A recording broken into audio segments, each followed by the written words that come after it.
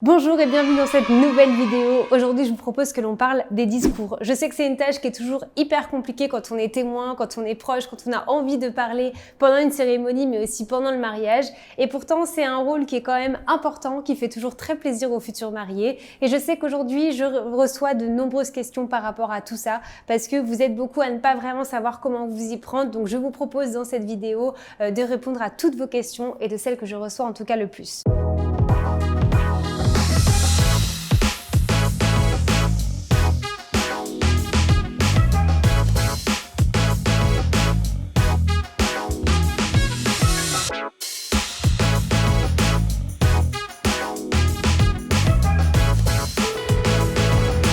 Comme vous le savez, je suis fondatrice du premier coaching pour les futurs mariés qui s'appelle Comment organiser mon mariage de A à Z sans wedding planner. Et j'ai été très étonnée de voir que, en fait, si vous voulez, pour la petite histoire, j'inclus toujours un rendez-vous offert pour les proches de mes mariés pour qu'ils puissent me poser leurs questions, voir les animations, ce qu'ils ont envie de leur préparer. Et j'ai de plus en plus de questions de proches qui ont envie d'un rendez-vous avec moi pour que je les aide dans l'écriture des discours. Donc, je me suis dit que ça allait être bien de pouvoir vous donner quelques conseils par rapport à tout ça. Et de toute façon, si vous avez plus de questions, n'hésitez pas à me contacter ou alors à me laisser un petit commentaire pour que je puisse répondre à toutes les questions que vous avez. Si c'est la première fois que vous voyez mes vidéos ou si ce n'est pas encore fait, je vous invite à vous abonner à ma chaîne YouTube si vous allez vous marier, si vous aimez tout ce qui est du secteur du mariage. Sachez que chaque semaine, je publie une nouvelle vidéo sur des thèmes différents qui vont être là pour vous aider, vous inspirer, vous conseiller dans l'organisation de votre mariage. Alors c'est le petit bouton rouge s'abonner, je vous remercie d'avance. Le premier des conseils que j'ai envie de vous donner quand vous écrivez, rédiger un discours, c'est de ne pas improviser. Même si vous êtes une ou un pro de l'organisation dans la vie de tous les jours, en fait le jour J c'est beaucoup d'émotions. Si vous rédigez un discours, c'est certainement parce que vous êtes proche des mariés et je vous déconseille d'improviser. Avec le stress, l'adrénaline, les émotions, l'alcool, c'est vrai que devant tout le monde, puis on n'est pas habitué à parler généralement en public devant tout le monde, certainement devant des personnes que vous ne connaissez pas. Vous allez peut-être pas connaître tout le monde pendant le mariage, donc c'est vrai que ça peut être quand même beaucoup. Alors même si je vous dis pas d'écrire et de rédiger vraiment des vœux en détail avec le moindre phrase, virgule et point, au moins écrivez-le une première fois, vous aurez les grandes lignes pour le jour J, mais n'y allez pas en improvisant. Et puis c'est vrai qu'en réfléchissant, des fois on a des anecdotes, des choses qui reviennent, qu'on n'aurait pas forcément, qu'on se rappellerait pas forcément le jour J, donc je pense que c'est important de vous poser quand même et de se dire ok, qu'est-ce que j'ai envie de dire, qu'est-ce que j'ai envie de leur transmettre le jour J, et tout ça, ça peut être possible seulement si vous vous préparez un petit peu en avance. Ensuite, un autre conseil que j'ai envie de vous donner, c'est de définir le ton. En fait, je pense qu'un discours qui est généralement réussi, c'est un discours qui arrive à reprendre deux émotions. C'est beaucoup d'émotions, des choses émouvantes, des anecdotes émouvantes, et c'est aussi des choses un petit peu plus rigolotes pour que ce soit pas lourd pour tout le monde. Si vous arrivez à passer du rire aux larmes, pour moi, c'est que c'est un discours qui peut être que réussi. Donc pensez un petit peu au ton, mais aussi selon votre personnalité. Vous êtes une personne plutôt renfermée, vous êtes une personne plutôt assez drôle dans la vie de tous les jours. Reprenez vraiment le ton que vous avez envie de faire passer et de transmettre. Attention aux blagues un petit peu lourdes qui peuvent être drôles pour vous mais pas pour tout le monde. Attention aux anecdotes que tout le monde ne pourrait pas comprendre. Pas faire non plus de mauvaises blagues pour ne pas blesser les mariés avec des choses qu'ils n'auraient pas forcément envie d'entendre le jour J, et on va pas trop non plus dans la tristesse. Enfin, on essaye vraiment de maîtriser un petit peu les tons qu'on veut reprendre, mais sachez que l'humour et ajouter quelques petites touches d'humour, c'est toujours une super idée pour que justement votre discours, on passe du rire aux larmes et que ce soit pas monotone, ni drôle tout le temps et ni très solennel tout le temps pendant votre discours. Ensuite, un petit conseil numéro 3, chose que je rappelle moi absolument toujours aux personnes qui rédigent un discours, c'est que généralement si vous allez parler, c'est soit parce que vous êtes plus du côté de la mariée, soit vous êtes plus du côté du marié, selon votre relation, si vous êtes frère et sœur, ou alors si vous êtes amis, soit de la mariée. Forcément, si je vous prends l'exemple de je suis la sœur de la mariée, la majorité de mon discours va être concentré sur ma sœur, parce que au final c'est la personne avec qui j'ai le plus de relations.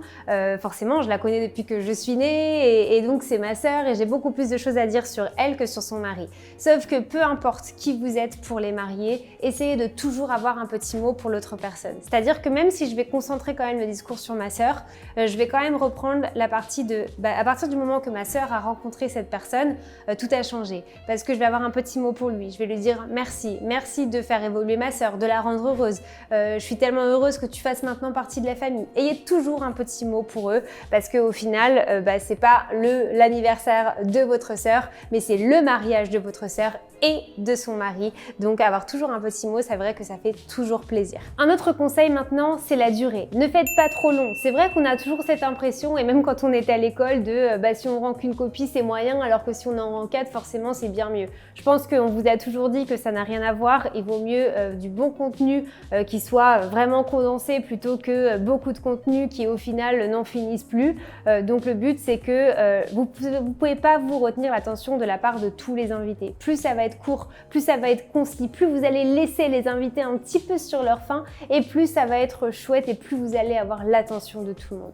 Moi, je conseille pour les discours 2 minutes environ par personne. C'est souvent largement suffisant et ça permet de ne pas perdre l'attention et que l'ambiance aille toujours comme ça. C'est vrai que les discours, c'est qui tout double. C'est soit on enchaîne les discours et au final, on n'en peut plus quand on est invité et quand on écoute, soit au contraire, ça remet un petit peu de l'ambiance parce que c'est chouette, c'est concis, ça reprend vraiment des anecdotes qui sont super chouettes des mariés et c'est super bien. Et pour que ce soit super bien, il ne faut pas que ça dure 3 heures parce que vous n'êtes peut-être pas la seule personne qui va vouloir faire un discours. Donc essayez de vous limiter à environ 2-3 minutes. Je trouve que c'est parfait. Maintenant, comme je viens de vous dire, peut-être que vous n'êtes pas la seule personne qui allait faire un discours le jour J. Peut-être que vous allez enchaîner à un moment entre le repas ou pendant la cérémonie des discours.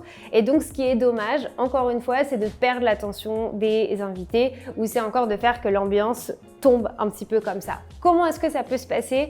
En fait, si vous êtes 3 personnes et que sur les 3 personnes, vous êtes un groupe d'amis et que du coup, vous avez un petit peu les mêmes anecdotes parce que vous êtes partis en même temps en vacances, parce que vous vivez un petit peu les mêmes soirées, vous avez les mêmes choses à dire sur les mariés, et malheureusement, vous allez et vous risquez de vous répéter. Donc, quand on entend une anecdote une fois, 2 fois, 3 fois, de la part de 3 personnes différentes, mais racontées à peu près de la même façon, en fait, ça ennuie les invités et là, on perd un petit peu leur attention, ce que les mariés ne vont absolument pas vouloir. Donc faites attention à tout ça, concertez-vous avec les autres personnes qui vont faire un discours pour leur demander « Moi j'ai parlé de ça, est-ce que tu vas en parler ?» Bon alors si toi tu vas en parler, moi je vais peut-être parler de celle-là, mais fais attention toi de ne pas l'ajouter dans ton discours. En tout cas, mettez-vous d'accord pour être sûr que vous n'allez jamais vous répéter. Et j'ai fini le mot sur mon dernier conseil avec répéter. Et c'est le dernier conseil que j'ai envie de vous donner aujourd'hui. Répétez, mettez-vous devant le miroir, filmez-vous, appelez-moi si vous voulez. Moi j'ai des invités, en tout cas des proches des mariés qui des fois m'appellent pour me réciter leur discours.